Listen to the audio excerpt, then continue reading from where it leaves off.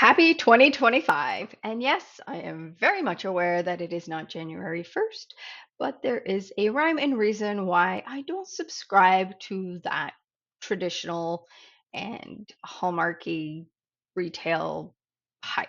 But we will get into that later. First, I want to congratulate you on taking the time for yourself to really get clear on what's going to get you out of bed every day this year and to actually taking the time to build those steps to accomplish those tasks. Now, I'm not here to gaslight you and to, rah, rah, get you all pumped and then kind of leave you to your own devices like most New Year's traditions do. I'm here to be your facilitator. I'm here to guide you on the steps to take to achieve those goals, to really make that board pop for you so it itself is the motivator every time you look at it. This video is intended to be watched multiple times as you complete the different steps. There's worksheets and journaling and lists that I've included for you to use. And actually utilizing those tools and those resources is what's going to help you get super clear and what's actually going to make your board its own motivator for you. Now, before we go any further, if you could please hit that like and subscribe button, I'd be eternally grateful. Also, if you feel called to, please share this video with friends, family, or anybody you think could really benefit from this information to build out their year. Now, when I say year, I don't mean January to December.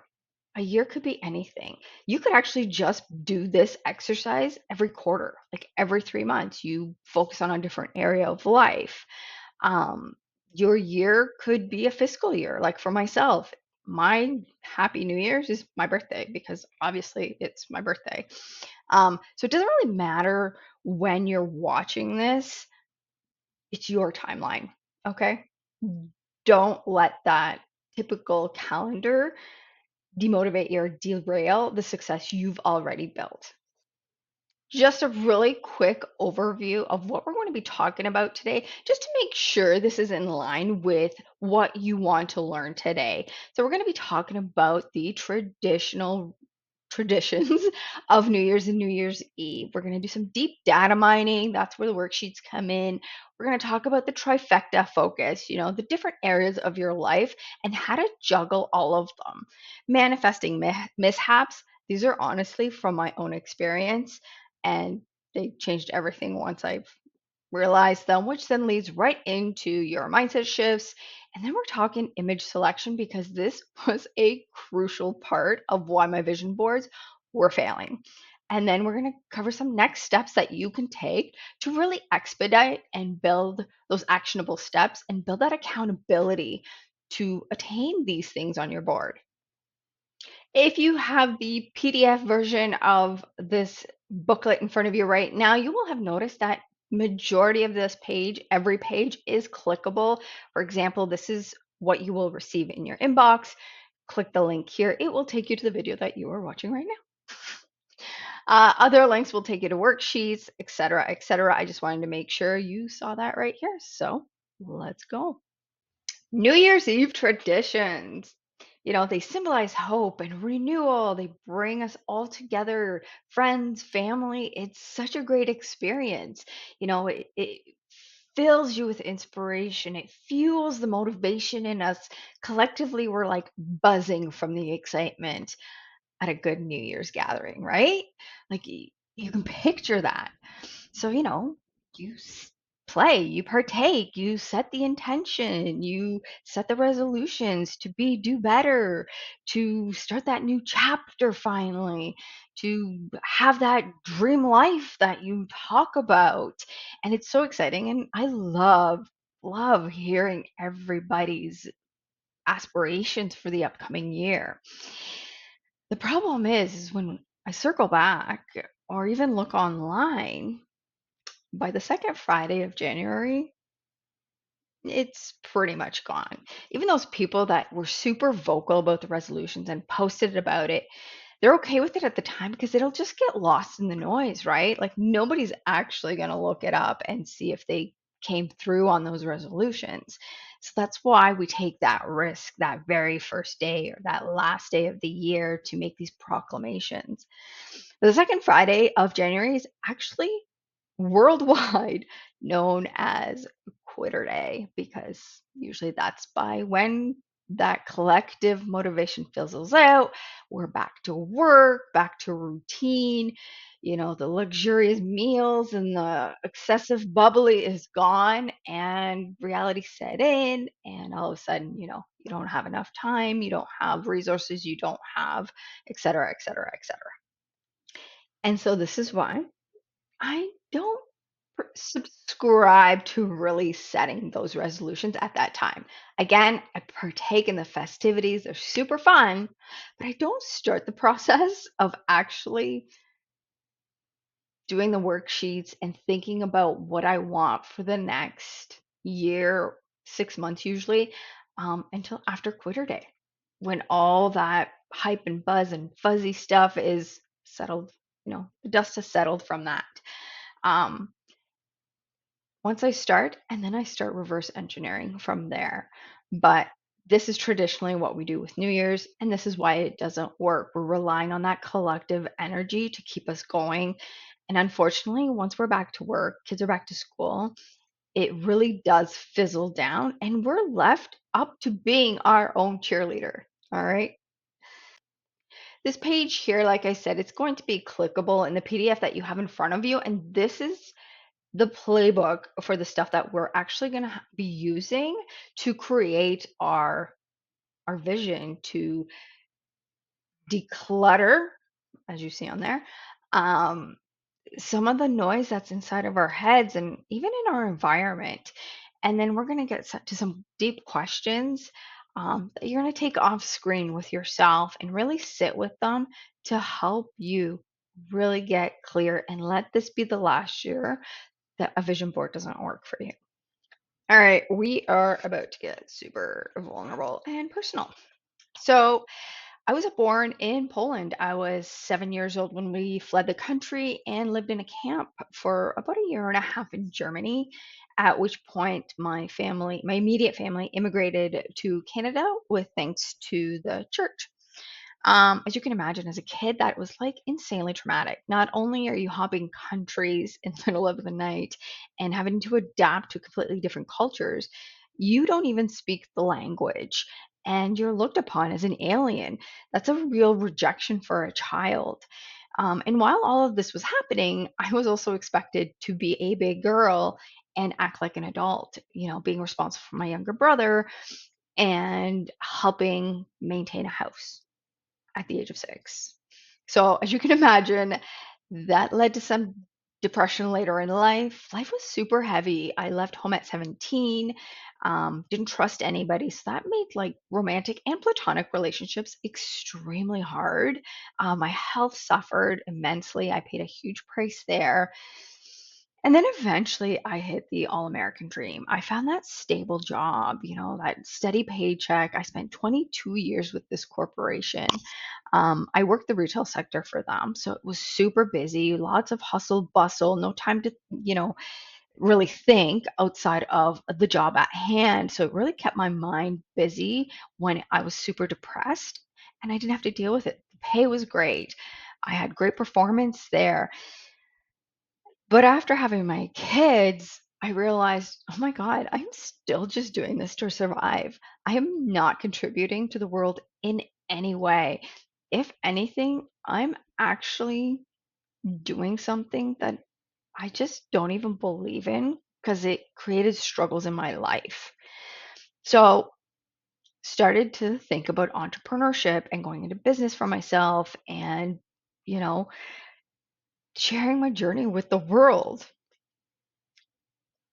And so here we are. Now, why am I telling you all this? Well, to be honest, up until recently, I didn't realize that even all those quote unquote bad things I actually manifested.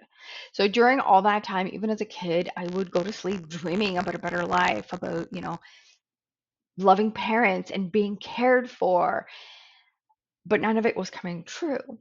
So what I realized looking back now is For example, I hated my home. I mean, like, I dreaded going home. The anxiety that I had when it was time to return home was like nothing I can explain to you. Like the eggshells, like I can still feel it in my chest right now just talking about it. Um, I was just expected to be an adult when I was in my home. And looking back now, I was too scared to take that leap to leave home. I was 17. What 17-year-old goes out? Plus, I had these beliefs about being a European family that you always have to stick together, blood is thicker than water, et cetera, et cetera. And then I got kicked out. Okay. Let me give you another example. Um, After I had my kids, I realized that I wanted more, right? I wanted to help people have a better life. I wanted to have a better life. I wanted to leave a mark on this world, but I couldn't take the leap. The comfort that came with the security of that steady paycheck was just too much to give up, especially with having two babies. Um, and so I got hurt at work. I got hurt to the point where the company couldn't find me an alternative position and had to let me go. I literally forced myself into going all in on business. I'll give you one more example. Um, Having been taking care of everybody for so long, my deepest desire was to have somebody take care of me for a change, to see if I was okay, to make me food, those things that a kid typically would just expect. Those were my dreams. And I couldn't find that. And what ended up happening, my body shot down and I got diagnosed with Crohn's. I've got super skinny to the point where I lost most of my hair. I was hospitalized. I couldn't walk. And thank goodness I was in a relationship with a great guy at the time, and his mom was like my angel. And they nursed me back to health and kind of put me back up on my feet because my parents at that point were out of my life. But again, I couldn't allow anybody to take care of me because I didn't trust anybody. So the universe gave me this disease, and that took everything out of my control. I know it sounds morbid, but when you look at how you thought and the things we're feeling and where you're not willing to take the leap, the universe eventually will do it for you. And it might not always be in the most pleasant way. Basically, you are a all-powerful being, and so am I. Like, I mean, Harry Potter powers. Yes, I love Harry Potter. Or The Craft, anything witchy, love it. Um, Back then I didn't know I had this power, therefore I didn't know how to wield this power. But we all have it if you really look back and retrace those steps. And I think that is currently everybody's biggest block of why we're not manifesting at a more rapid rate is because we're afraid to take that leap. All right, that's enough of that show of emotion. Um, let's get into why you're here because this is about you, not about me. So I want to talk about your a physical space. So you need to create a space that's clutter free. Your environment has a massive impact on your emotions, on your creativity, your stress level. Just think about your desk. You should have it tidied every day at the end of your day because if you come into a messy desk or a messy kitchen in the morning, you're instantly like, "Arr!" Anxious and frustrated because there are so many things calling for your attention. This pile of bills is calling your attention. These letters from the school are calling your attention, or the dishes or the breadcrumbs, whatever that be, literally as calling our attention. But our brain is processing all of these things, instantly exhausting us.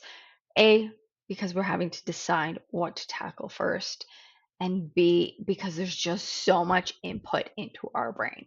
So, physical space is super important. Create yourself a goddess space. Like, pick at least one room in your house where it gives you that feeling of like, oh yeah, like when you go into nice hotel and everything's super clean and crisp and the sheets are nice and tight and everything's just perfect, that's the room you want to walk into. Have your favorite candle, have like a cozy blanket that's just yours, um, where you just walk in, you literally can feel yourself relax. The environment can have that kind of effect on you. Once you have that space, because I highly recommend it, I want you to take this declutter worksheet. We're actually going to declutter your brain. And this sheet, you'll notice, is don't and then do. I like to work backwards.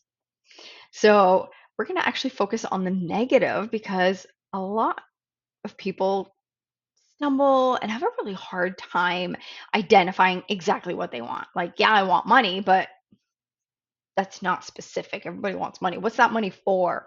The universe, money itself, that energy wants to know what job you're going to assign it if it's going to come to you. You're not going to hire an employee to just stand in their corner till you decide what to do with it. So people tend to struggle with the what I do want. Now, intuitively, we are super quick on being able to spit out what we don't want. So this is why we are starting with the don't. And that from there, you'll see how quickly you can pull out what you actually do want. I really love the idea of the power of negative thinking, because goal setting doesn't always have to be about aspiring to be great and to be, do, have, better, more, and all that stuff. It can be just something you don't want to do anymore. You don't want to have road rage anymore. You don't want to live in a reactive state. Like, there is so much power in channeling rage to get the things we actually want, to use it as a motivator to propel us into that new version of ourselves without completely identifying what that version looks like, but being clear on what it doesn't look like. I really hope that makes sense. It has been life changing for me. It's really what flipped that switch from the story I told you earlier. I realized that all the negative things I was thinking showed themselves. And by not focusing just on the negative, but extracting the do want out of that negative, I was able to satisfy having the pity party, as I call it, and transition it and flip it on its head into something that I can really focus on and I can feel into. So then once that worksheet's done, that's when you're going to move into these 15 questions to unveil your future. Because once you have those two lists, you can really dive in to feeling and envisioning the answers to these questions. All right, let's talk about the trifecta. So I have found that these three major categories are the main focus when it comes to our life. Now, there are subcategories within these, but these are the three big ones that help me organize my thoughts, my calendar, my dreams, hopes, and my vision board. And these will change in priority depending on the season that we're in. And yes, I am actually talking about the calendar. I mean, this definitely also applies to the season of life you're in, whether you're a new mom or you just left a corporate world and you're launching a business. But it's like juggling. We don't focus on all three at once. We pick one up as a main focus while the other two are there. They obviously do still need our attention, but they're not where we're putting most of our energy. So, for example, in winter, it's more of a hibernation stage. It's focused on self care, self development, on our family, and really close and personal relationships. It's slow, it's cozy, it's home cooking. It's got that warm, fuzzy feel because we tend to stay indoors. Spring, on the other hand, is rejuvenating. It's new, it's fresh, it's energizing. The new ideas start to pop up. You introduce new things to your clients. You go out, meet new people, and network. So it's like a split here, right? You spend more time outdoors, building relationships, getting your business in front of eyes and in front of hands. And then in the fall, it's really for myself, especially because of the work that I'm in. It's very heavy business focused. I harvest the seeds I've been planting in these two seasons, the ideas, the concepts, and then in the fall is when I really push hard on my sales, because people reset and get really serious on business when kids go back to school. There's just such a direct correlation of September being that push hard season for businesses, and they seem to get overwhelmed, and then they realize that I have all these things. So August, September, October are really busy for me because people want to set their business up for success. Plus, they're usually launching something major for Black Friday, for Christmas, and that tends to overwhelm them, which then they come to me and my business ramps up. So, depending on your goals, it might look a little different. You might want to shift them around. But again, at some point, one of these three will become your major focus. So, when you're working on those sheets, you can actually do three different categories. You can do that exercise for each one of these categories. If you're finding there's just too much coming out of your brain to do them all at once, do them separately. And again, I recommend, because it's still cold outside, focus on the personal self, the self development. Because on top of that, if your mindset isn't there, if you're not physically healthy right now, you're going to have a really hard time working on these two things, right? We are the foundation of our business. We are the foundation of our life. If this body is not healthy, nothing else matters, right? The man that is healthy wants 1,000 things. The one that is sick wants but only one. It is so true. For the longest time, I honestly thought I was doing everything right. I was creating the board, I was meditating on it, and I didn't realize that I was making literally the hugest mistake when it comes to manifestation. I was doing it from a place of lack. So, yes, I was imagining these wonderful things and I was looking at these pictures of, seven figures in a bank account.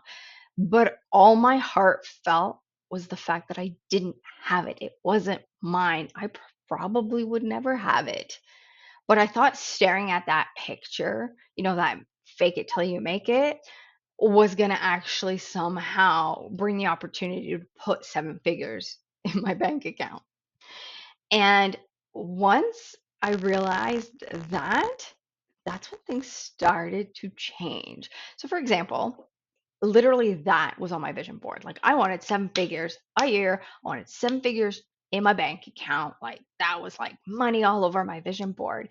And because I wasn't feeling that, it didn't work. So, what I did actually instead is focused on something that felt attainable. So I worked backwards. Okay, I wanted $7 million. What did I, or $1 million? I mean, 7 million. Yes, please.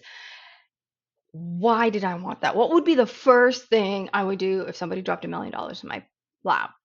Well, I'd go pay off my credit cards, obviously. I'm like, oh my God, okay, I can feel that. I can actually imagine paying off credit card A. And yes, I have multiple credit cards. So that's what I put on there. Yeah, there was money, but on the forefront of it was my credit card and stamped paid in full. Like, I could feel into that. It took 2 years and two vision boards, but I have, as of yesterday, paid off three out of four of my credit cards. How freaking awesome is that? Do I have $1 million in the bank? No, I do not. Do I still want $1 million in the bank? Oh, fuck yeah. But holy shit, does it feel so good to have those cards paid off. Like, it's amazing. And not only is that amazing, but it brought that $1 million, that seven figure closer to me because I'm like, oh my God, this is working. Oh my God, I can feel this. Oh my God, I'm doing it. So it's like a self-fueling prophecy. You really start to feel into that manifestation, which makes it more magnetic, more powerful, more bigger, more bigger, more bigger. Now, there's a lot of talk about being a specific manifestor and a non-specific manifestor. Regardless of which one you are, you still have to have an emotional connection to those images, or else they really won't work. So if you want to know if you have a human design chart, so the right hand side bottom arrow, if it's pointing to the right, like mine is, I'm a non-specific manifester, meaning I don't need to be specific about what I want in my car. I just know I want a white SUV, and I can feel having it, and I can picture myself in it. And it's not even picturing myself in it, it's the feeling I have when I picture myself in it. Like that's what really draws that manifestation to me. If you're a non-specific, your arrow will be pointing to the left. You do need details in order to have that emotional connection. So you need to know the color of the leather in that car. You need to know if it's leather or cloth seats, because then you can feel into it and how good it feels, right? You can really picture yourself and make an emotional connection to it physically when you have an extreme amount of details. So that's the difference. But the fact remains is if you're not emotionally connected, it's just not going to work. It's just another picture on a board, like the picture of seven figures that used to be all over my vision board. The next mistake, you're only relying on your vision board. I literally, like I just told you, would put money on my vision board and be like, okay, universe, bring me seven figures, drop it into my lap. Maybe I'll win the lottery. Never played the lottery. Maybe I have like a royal family that left me an inheritance. I do not. Like I wasn't doing anything to make this come true, mainly because it just was so far fetched that my conscious mind was just like, girl, you are out of it. It's not even going to happen. That is impossible, essentially. It's not, but that's your conscious brain, your ego, right? Arguing with you. That's why we break them down to smaller chunks so that we can actually build out the steps to accomplish that bigger, huge, big, hairy goal. And the biggest step in that is actually being open to opportunities that come your way. So instead of saying there, oh, universe, give me $1 million, I should have been looking at different opportunities to make money, right? Setting up an Etsy shop that can generate passive income for me. Um, Getting a part-time job that gets me an extra discount for stuff around my house. Uh, Creating my planner and putting it on Amazon. Like these are steps that helped me pay off the credit card. Those actually make sense. I don't know if you ever heard the story um, of the man that basically, so very quickly, there was a man and he was in a flood and he was going to die. And he asked the Lord to save him. So a boat comes along and says, okay, man, come on, get in. We're here to save you. And he says, no, thank you. The Lord's going to save me. And so some more time passes and the water's rising and the helicopter comes and he drops the ladder and says, please hurry, the water's rising, we're here to save you. And he says, no, it's okay, the Lord is going to save me. Well, he died, he drowned, and he gets to heaven and talks to God and he says, like, what gives? I believed in you. I had faith that you would save me. How dare you abandon me? And the Lord turns around and goes, dude, I sent you a boat. You didn't want it. I sent you a helicopter. That wasn't good enough. What else do you want? Right? Be open to opportunity. Be open to what is being presented to you by the universe and see how it can support your goal.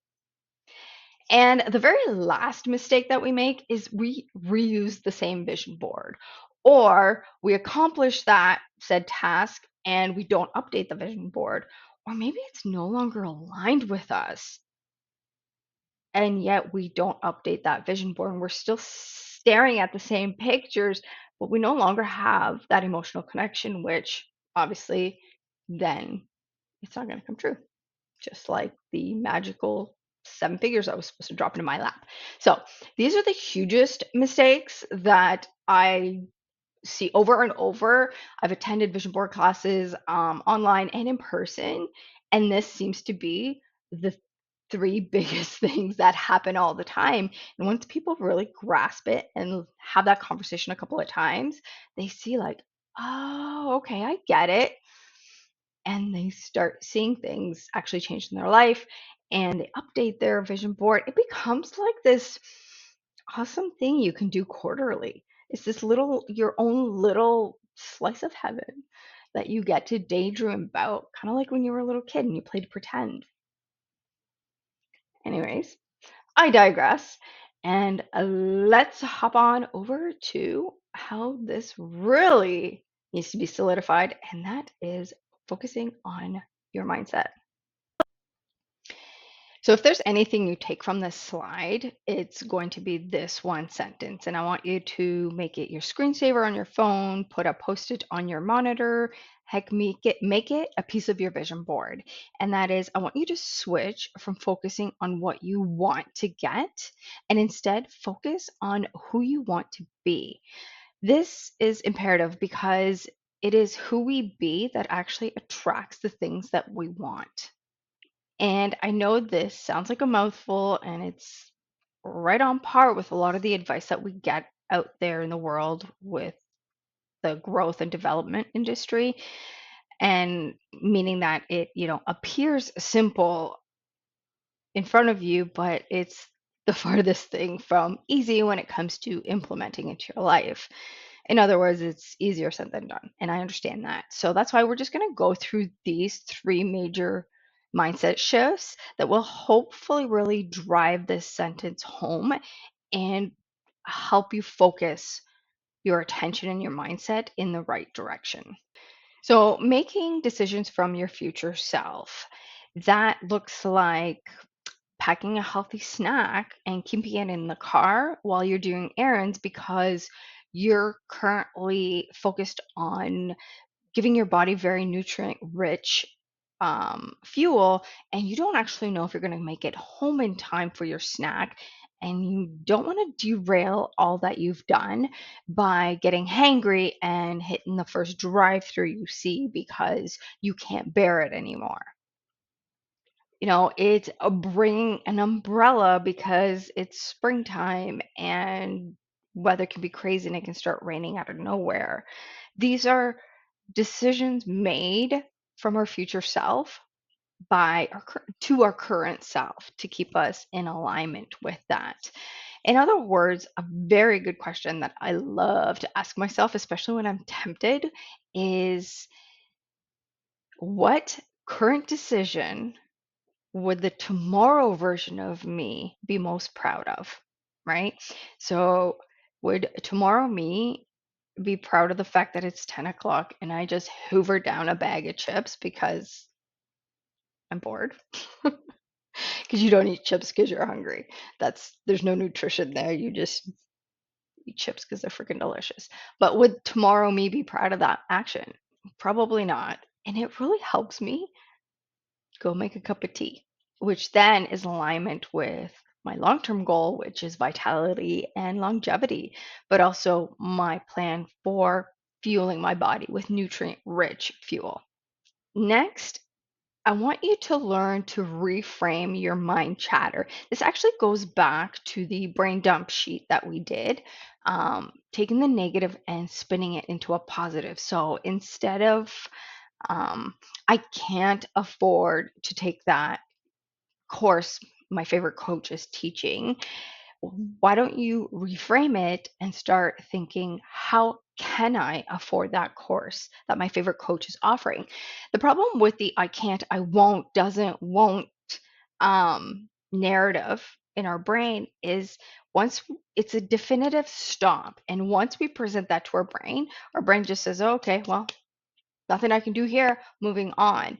Whereas when you reframe it into a question, we're actually programmed to solve problems. Our brain doesn't like problems, so it wants to solve them so it can be put away and it can go back to being in just comfort zone.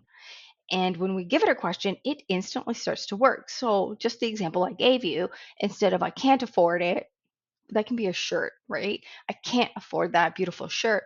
How can I afford that shirt? Like even just saying that to you, my eyes went up like instantly thinking like it went to the brain to like, okay, let's solve this problem. So this is the reframe portion of the mindset shift. anything you can't, won't, whatever the negative spin is, I want you to reframe it into a question. How can I? What can I do to attain that knowledge that I need to accomplish task A, B, and C? Does that make sense? I hope so. I just, it's a really big revolution. It's those I can'ts is a dead stop, whereas the how in front of I can't, how can I, is now getting that hamster back on that wheel. And he's like, okay, let's take a run at this. And this last one, which is by far the hardest one to get your mind around and really feel into, and that's letting go of when. The when on everything has become an obsession for us. We are in an era of instant gratification, and if we don't have it now and don't accomplish it today, we just deem it a failure and burn it all down and move on to the next thing and the next thing and the next thing. The thing is time is relative. The measurement of time is a man-made construct, but it was done with the intention to coordinate events and track when to plant and harvest. Um, it was never intended to be a cage for your dreams. It was never intended to be hard on yourself or to identify failures within our life. Time is whatever you make it. Now, I'm not saying you can't put a timeline on your goals. Having a timeline is great. I just want you to look at the time part a little bit different and be very careful of what emotions you attach to that. So if you set a goal and the time is that set date is approaching, can you feel the anxiousness, the nervousness, the disappointment in your body? Like you start to tense up, which actually repels it farther because you're less of an alignment with that thing you're trying to manifest. So I want you to look at time a little bit different, right? If it's a year, can we just not say January, or sorry, can we not just say, okay, I want to make 10K a month by December 31st? Can a year be 12 calendar months, right? Whether that's March to April or July till June, can that be a year? And when you're talking to be a year, are we talking 365 calendar days? Or are you talking a year of work? So that's 365 working days on your business, right? So how do you define a year? And why? Right? Like I can say a year, but then if I sit around for 6 months, how can I be down on myself when I actually haven't done anything? I haven't even started a year when it comes to accomplishing this goal. So I want you to take some of that stress away from yourself, that dates, definitive hard dates create in our body. So why don't we say, I want to lose 5 pounds in 6 weeks or less, or around 6 weeks, or 6 week of consistent nourishing food and hydration, right? Not only do we give it a more attainable framework, um, the words really escaped me, but can you feel the difference between I want to lose weight in 6 weeks and I want to fit into one size smaller in 6 weeks or less, and I want to feel great in my body, right? There's so much more to attach to than just that hard date, which is just a date on a calendar and it doesn't really exude any emotions aside from your own birthday or maybe your kid's birthday. I don't know. Anyways, these are the three main things I'd like you to focus on. If you have to choose any of them, I would highly recommend you focus on this middle one, and that's reframing. Because once you get that down, dealing with the when will be easier, and making decisions from your future self will be a heck of a lot easier as well. All right, so What the new year brings to you will depend a great deal on what you bring to the new year. I wanted to just put this here. I want you to screenshot this and save it just as a reminder that your destination is really dependent on you and the actions you take and the effort you put into and the opportunities you are open to receiving. And again, a new year can mean whatever you want it to mean. It could be January 1st. My New Year's, like I told you, is my birthday. My new year starts on the year I was born, on the day I was born, every year, because that is, to me, a new year, right? So it's all relative. You make it mean what you want it to mean, whatever it takes to help you achieve your goals. All right, we are in the home stretch. It's actually getting dark outside, so we're going to start wrapping up. Let's talk about image selection. So I have some do's and don'ts once you're ready to start clipping. So the first one is super important. Energetically, I noticed a difference, and that is avoid using pictures of yourself. So I've seen vision boards where people take a picture, cut themselves out, and add like a fancy purse or put themselves in like a expensive luxury car. Unfortunately, this is a block. The reason for that is our brain knows when that picture was taken. It knows where that picture was taken. It doesn't matter that you cut it out. We know that is time stamped in our brain, which means every time we look at it, our brain actually goes back in time. And energetically, we are trapped there. Even if it's now been placed in something else, we know it's not real. It will not help manifest anything that you attach to that picture. It doesn't work. Right? This is why we love photos. This is why I still love physical pictures. Is a picture literally is a time machine. Like your brain leaves where it's at and is transported back to what was happening when that photo was taken. It is extremely powerful, and it goes completely against pacing into the future. So avoid using pictures of your past self. If you are picking pictures off the internet, make sure they look like you, but don't have the face. So, like this picture here, for example, you can tell it's a woman. She's about my physique. She's got long hair. Um, I'm not looking at a stranger, so I can feel myself as this person in this situation. Like this picture, I literally can feel the sun on my skin and the breeze and the swaying of the hammock. Like I can visualize it, I can feel into this image. So pick pictures if you're using people of silhouettes, make sure they're the same shape as you, same hair color, ideally from the back or from the side profile, just so we try to trick our brain into imagining us there, not a stranger, and obviously not our past selves. If you're adding words to your vision board, use adjectives, so big, bold words of who you be in that future self that has accomplished this vision board. Um, so for example, last year on my board, I think I had be bold or just bold was on there, right? Because I wanted to be somebody that was okay that I'm loud, somebody that's okay with the fact that I talk with my hands. So be bold was on there. I've really stepped into that. I no longer sit on my hands when I talk. And whether you're a specific manifester or a non-specific manifester, be specific in what it invokes, right? So in this, I'm very specific that I want to be on a beach.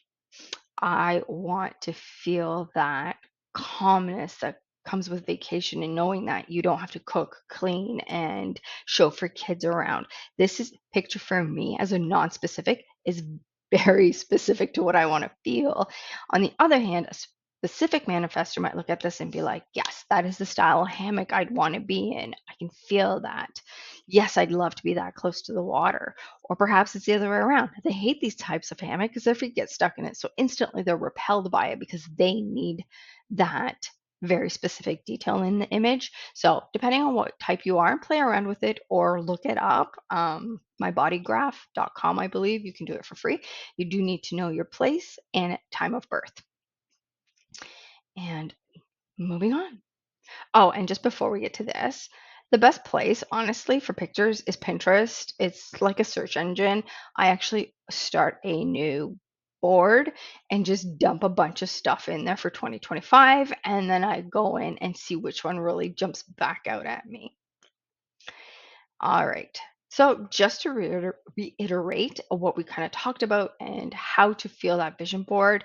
Yes, you have your vision board, your visuals. Just make sure they really generate feeling and emotion, because the visual prompts that feeling, right? Like this image here is pretty intense, but it's actually on my vision board. Like I'm releasing the old version of me that I created to survive. This is the release, that angry person that always pushed everybody away. I'm releasing that into the universe because it's no longer serving me. And then feelings actually help us put out actions, right? So we can, this feeling right there makes me want to really do the shadow work that I need to do. I already got the journal, I've got the podcasts ready to go, I've got time set aside. So this vision invokes a feeling. That feeling pushes me to do an action. Those actions is what magnetizes my goals to me.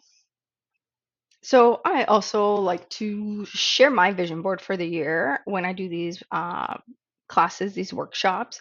So this is mine for this year. And as you can see, there's that image that we just had. Oh, I even wrote on it, I release myself from the vision of me that I created to survive. Okay. Um, as soon as I look at this stuff, I know what it means. When people look at it, they might not know what you mean, but as long as you understand your vision board, that's all that matters.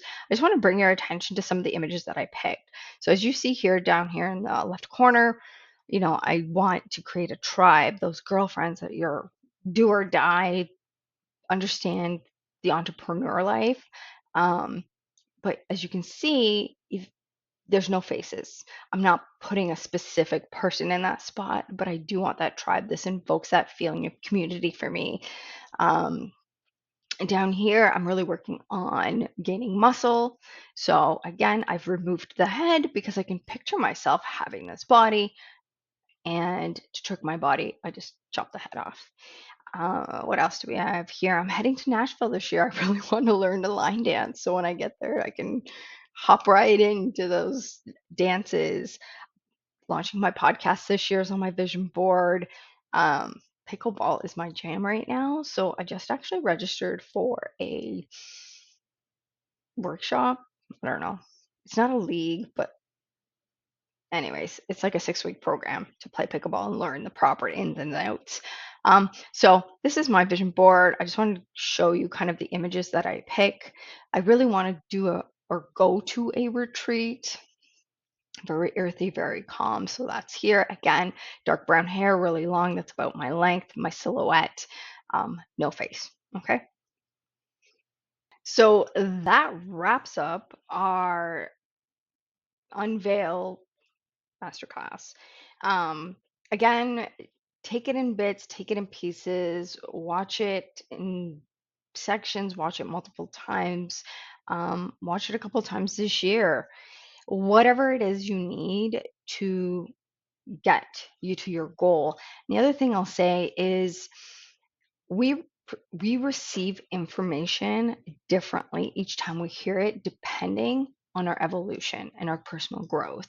So once you step into the next person and you re-listen to something or reread a book, you will notice new information that you didn't before, because now you're open to receiving that information. So this is why I encourage people to, first of all, come in with an open mind, but to rewatch these trainings.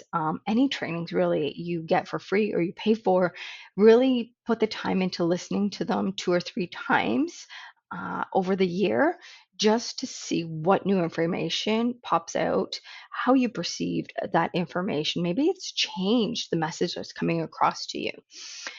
All right, so thank you so much. I hope this really helped. Please let me know.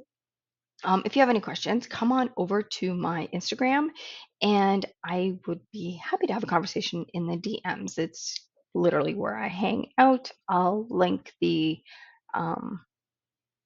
I'll link my profile in the description just so it's easy access. While I still have you here, you heard me talk about the planner that I launched on Amazon. So this is it. It's the Daily Design Planner. It's really a companion for your digital calendar. They integrate seamlessly. We need this because it helps really our actions are louder than our words, right? So your Google Calendar, for example, might have the task you need to get done. You need a planner that really breaks it down into actionable steps. This is it. Um, it has the space for both your business and your home life. It has parts that help you take care of yourself and keep you on par with that. I love it because it's undated. You put your days in, so you're not wasting pages on the weekend. Sundays, I don't do any work. It would be a wasted page for me. Maybe I'm off. Maybe I just am focused on one big project for a really long time and I already know what I'm doing.